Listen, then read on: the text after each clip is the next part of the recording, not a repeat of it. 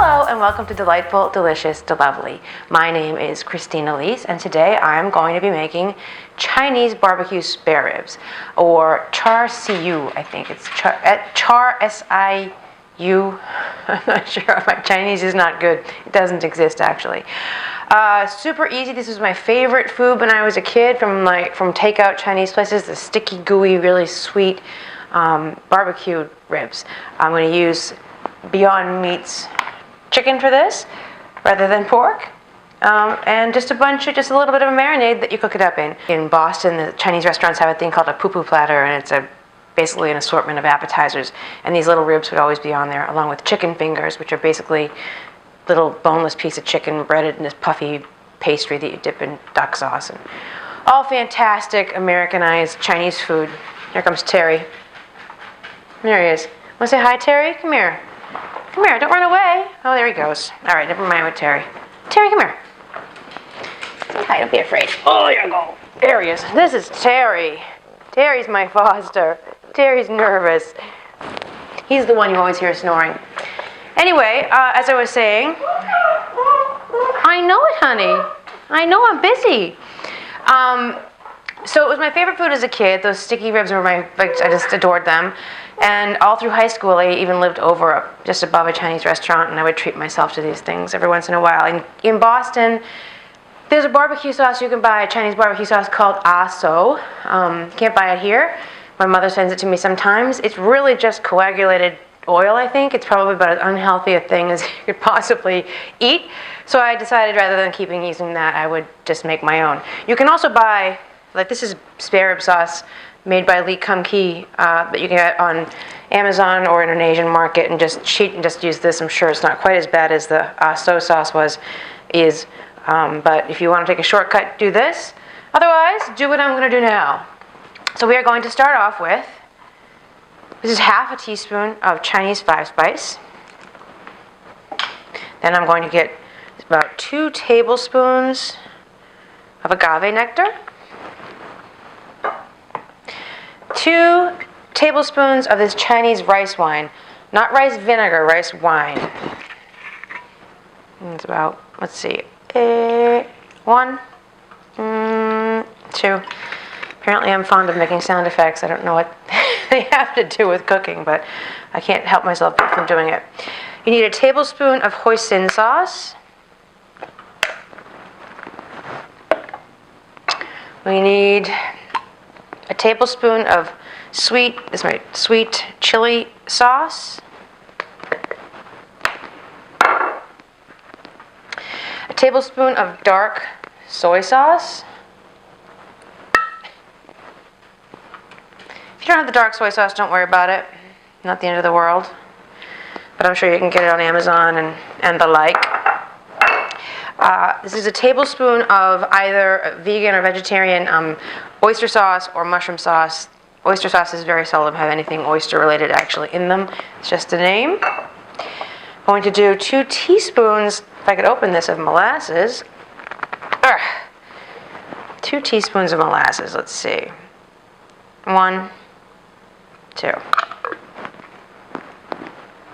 By the way, I said this before, molasses, I like to stump people and ask them what they think the ingredients in molasses are. The ingredients in molasses is molasses. Molasses is in and of itself a thing. It is a byproduct of the production of sugar. So there are no ingredients. It just is.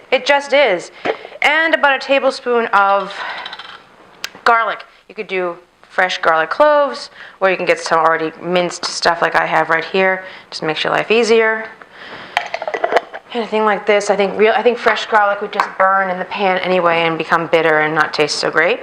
And then finally, 2 more things. I'm going to add a tablespoon of sesame oil. And lastly, a teaspoon of red food coloring to give it that really red,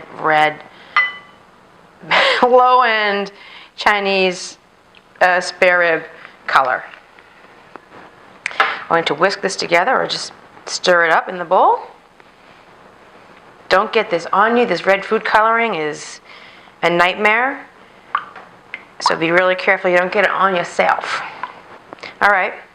Now I'm going to use Beyond Meat's chicken griller strips. I like to just save myself. I could put the chicken in that bowl, or I could pour what's in that bowl into this bag, and that is what I'm going to do.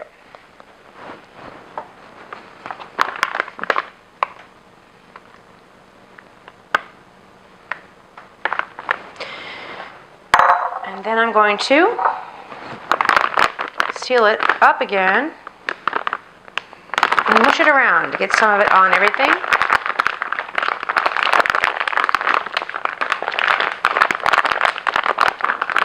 Alright. You could let this sit like this for no time at all, or as much time as you like. It doesn't really matter. I suppose the longer it sat in here, the better. But not critical. I'm not going to let it wait. I'm going to get a pan now. I'll be right back. Pan. Alright. So put this a little closer to myself.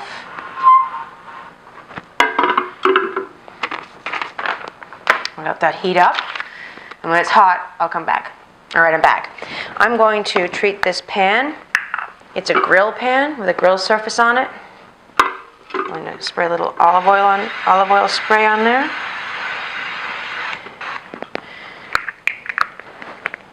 Let that get hot. Give it a few seconds.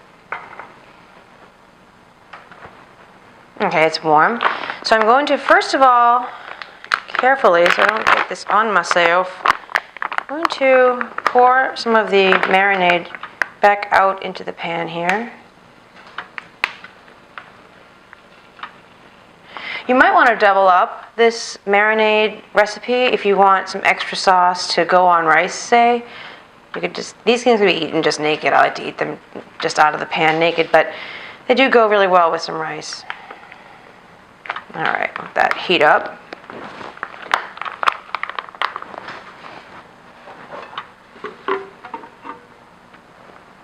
Alright. I could thicken up a little bit, but I don't have much of it, so I don't want it to cook off too much. So I'll put these guys in here now. Again, be careful with this red stuff. It is a nightmare. I'm terrified of it. Not so terrified that I don't insist on using it though, so. Alright. And this is just going to get hot and heat these guys through. I'm going to heat them through. I'm actually going to let them burn a little bit on the outside, get a little black going on the outside so that they feel extra sticky and extra, I don't know, sticky, gooey, chewy, like pork spare ribs would be. Alright. I'm going to let it heat up and I'll be back in a second.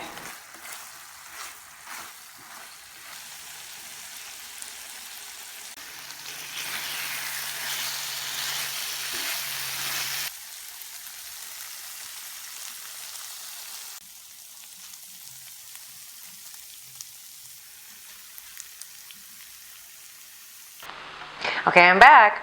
That took about 10 or 15 minutes of just letting it cook down and turning it over once in a while. Now it is, all the sauce is gone basically and just cooked down onto these ribs that are starting to have a little bit of black crusty on the edges. And that's it basically. Once these things get a little, both sides are seared, at least two sides, maybe more of these guys get a little hard crust on the outside of them, you're done. You put them on a plate. I would garnish them with a little bit of sliced scallion or some sesame seeds to break up all this solid darkness, or serve it with some rice. I like to cut it up, cube it up, and serve it over rice. But very easy. All that took was me whisking that sauce together, putting it in a pan, and kind of waiting around for a couple minutes. Fantastic and very convincing. And the more you cook it down, the tougher these little bits of chicken get, the more they feel like they have the density of pork. And that is that. That is my Chinese barbecue spare ribs recipe. Oh, by the way, you may have noticed I changed pans. I had to change pans because this pan is warped on the bottom. It's got a bit of a curve to it. And this thing isn't as hot as your real stove would be, or my stove is. So the heat wasn't dispersing properly. It was only hot right there and not the rest of the pan. So I changed pans. That explains that bit of continuity problem. And you're in a hotter surface is better. So this isn't quite the most ideal cooking thing. Anyway, I'm rambling again. My name is Christina Elise. This is Delightful, Delicious, Delovely. Thank you for coming. Thank you for watching. Please subscribe. And yeah, until next time. Thanks.